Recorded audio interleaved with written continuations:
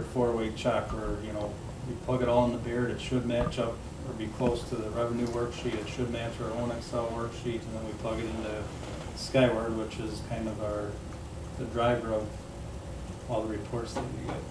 The finance house is in a good place as far as organization and the process goes. So I mean, everything's in Skyward, so like Brian said, you can cross-reference that, check that with Baird as far as just projections and things, just as far as the forecast model. But it was only 2 years ago where when I started, everything was in a Google Doc to start out at this time of the year. Versus right now, Ryan's making live changes in Skyward as we have the updated information. So we have a budget. We're ready to go. It was my first month. I was approving a purchase and it was red. Like it says there's no money in there. And I said, oh, it's in the Google Doc. So, and very thankful for Ryan being here. He's about to wrap up a full year. We've got still about a month and a half still. Yeah.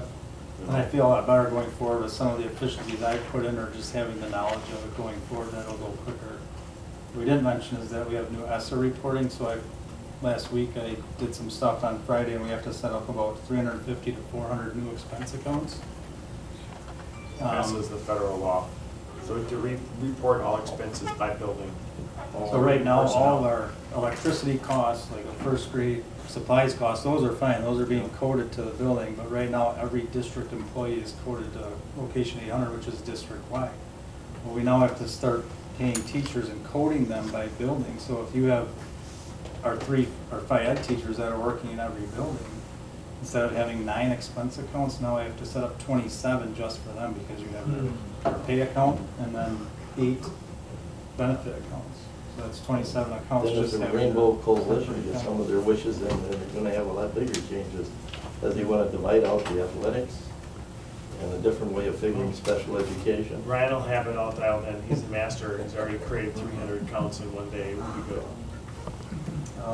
So that it shouldn't take long to set them up. It's just going to be everything's in Skyward in the budget now. I'm just going to have to pull this much money from 800 and put it here. So it's all in there. The bottom line is not going to change. I just have to set up the accounts and then reallocate all the money to them. Is this something you're all doing on Excel or something like that, or? I have it in Excel, yeah, and then I plug it into Is there Skyward. some type of programs to make this a little bit easier?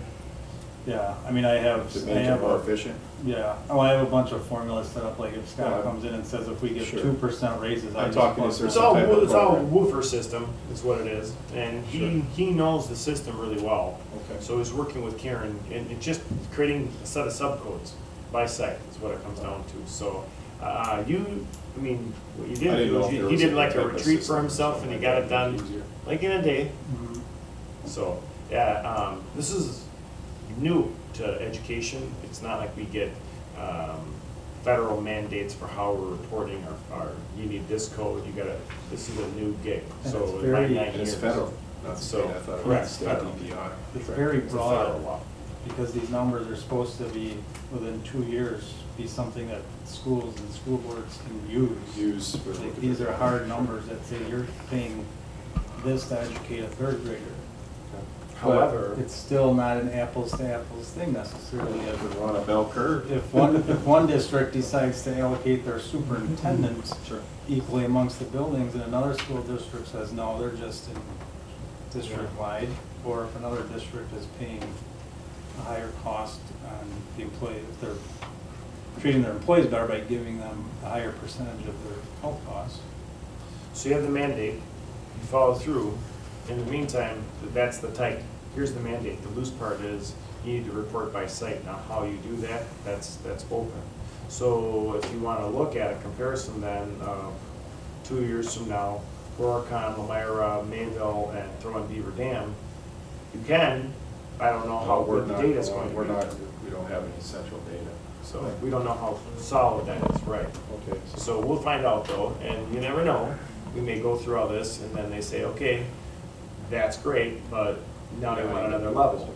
So that's what I think probably will happen. So that's where we're at right now with the accounts, and then the goal right now is to bring a preliminary budget approval on September 4th. So you'll see basically the same format on here, just in like budget approval, actual documents. And then come December already, we'll start working on the 1820.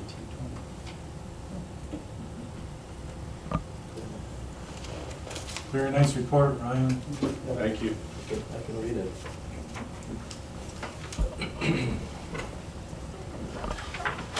Any unfinished business? New business, we have resolution 181942, approval of resignation. Julie Schlinger, 7th grade teacher. So moved. Motion by Nora, Second. second by Joe.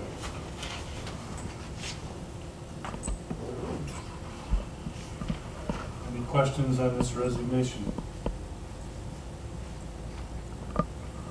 Nora? Aye. Aye. Aye. Aye. Aye. Aye. Motion carried 7-0.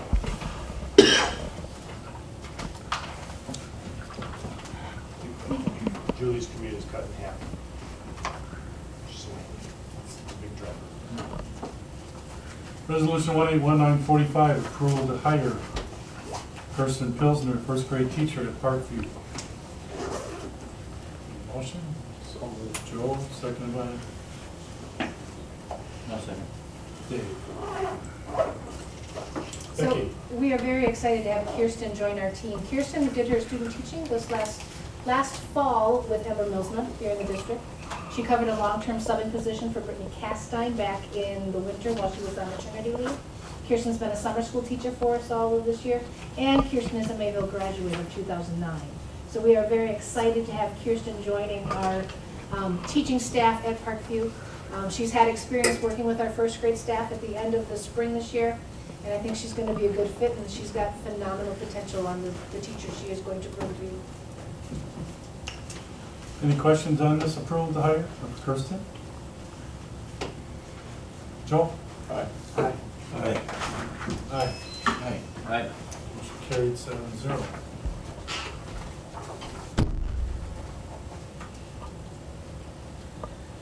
Resolution 181947, approval to hire Bill Brownlow, JV boys soccer, and Dale Amundson, varsity boys soccer. So moved. Motion by Joe, seconded by Second. Dave. Anybody want to speak to this? Speak to it. You had the opportunity to meet William a couple weeks ago. He was one of the new teachers in the social studies department.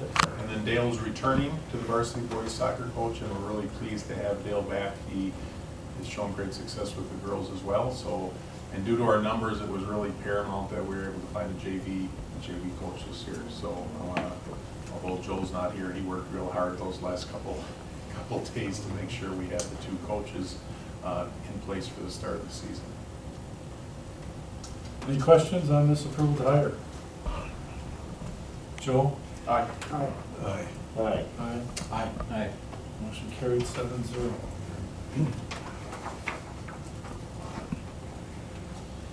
Resolution 181949, approval to hire Ann Anderson, special education paraprofessional at Parkview. Motion by Nora.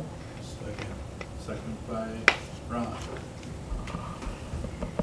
So Becky. we have been in the search for 2 paraprofessionals at Parkview. This one we found just last week. She had thrown her hat in the ring probably on the 9th of August. She's been hiding in our community for the last year. She has 17 years of paraprofessional experience out of the Plainfield School District.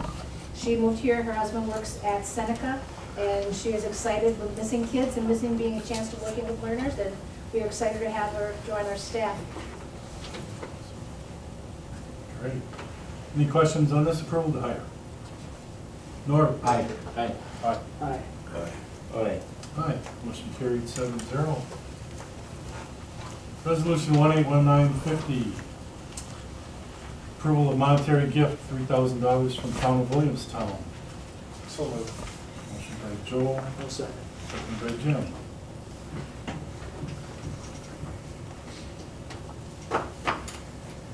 Okay. Yeah, it's an annual gift from the town of Williamstown.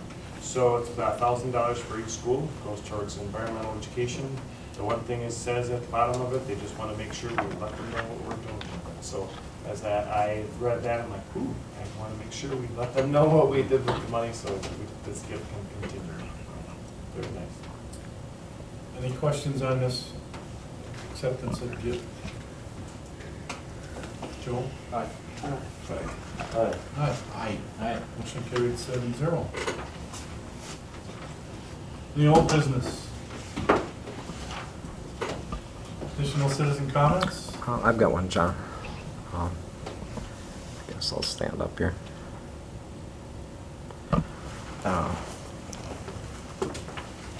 Tony Thomas, Mayville resident, Mayville School District resident. This March 2018 brochure that was sent out, it says that while the referendum money will not be putting new equipment in our shop, the new larger space will allow us to expand and add a fabrication lab. So where does the equipment come from for the new shop?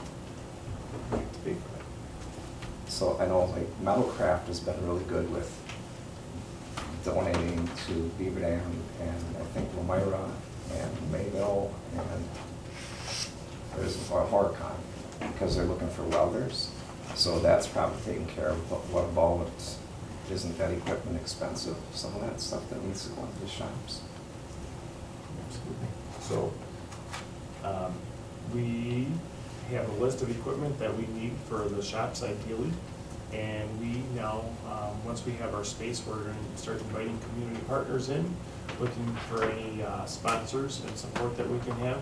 The deal that you just referred to, we do not, it's not official yet with Mayville School District, so we still have to wrap up the donation experience with Metalcraft. But absolutely, we welcome any partnerships. You know anybody to send our way, please send them our way. I'm sure. And then we have to start coming up with our own local dollars to buy equipment. So we've got plenty of equipment that can go into the space now. It's not like we're gonna open up the shop and but ideally with the new space, we have plans for some new equipment to go in there and we can just start working on the expenses with that. I'm So, sure Network Health, I'm sure, probably RCI Health. But that's probably a couple million, I would imagine, you know, if you want to get new equipment, so. well, we're working on it. We know that we've got to go to our community partners and see what they can do. And then the other part is, can't force that, right? So gifts are gifts. We're very thankful for whatever we can receive. Their shop's putting in new lasers and old lasers, they're still lasers, okay? They're still computer run, but they're not as efficient. And we're hoping there's things like that out there. And we don't know exactly which route we're going at with everything. Well, part of it is we want to make sure, so we open up the space, and we're going to be able to start getting into those areas and verify, okay, here's how the equipment's going to work in there. Even though we won't officially get the keys to the car, we'll say, for the new shops until November, December, we're still able to access that and start working with our staff. So we've got 2 teachers that are coming back into the district next week, and that's when the excitement will start, and the equipment planning is happening now. So we already have some tentative plans, but now it's like, okay, let's get in the space, let's see how everything worked out. And because there are spaces that did change throughout the process, the new construction really did not. So that layout is pretty much, I think it's almost like, it is identical to what their plans were, which is great. So now we can start to go that next step of the planning process. And the old shop will be running until December, theoretically. Correct. And they may give us access to some of those spaces a little bit sooner, so like. Because the woods can move down because they're not using it. Correct. There is a tech ed committee that is comprised of pretty much all the local businesses. You know, Metalcraft is there, MEC is there, so they're all coordinating as to coming up with needs and wants. What they want and It's called employees. the Tech Advisory Committee. They've been very active. They were actually a part of the whole planning process. So they are, Yeah, I think so. are in the loop. Yeah. So, yeah, the Lake Country, they're part of it. There's quite a few local businesses that are in on this committee. Do you know what you would actually gain for square footage, John, with the new shop? Is it like 2,000 square feet? I can get back to you if you send me an email. I can actually give you an answer. So I don't know off the top of my head right now what the square footage is. I'll be here in 2 weeks. Okay, sounds good. Okay, thanks. Any other comments? Announcements? I got some annual reports from CISA, and they only give me 3, so I give one to each of them, to Dave and Joel, Next. most of us. Is there a workshop for that?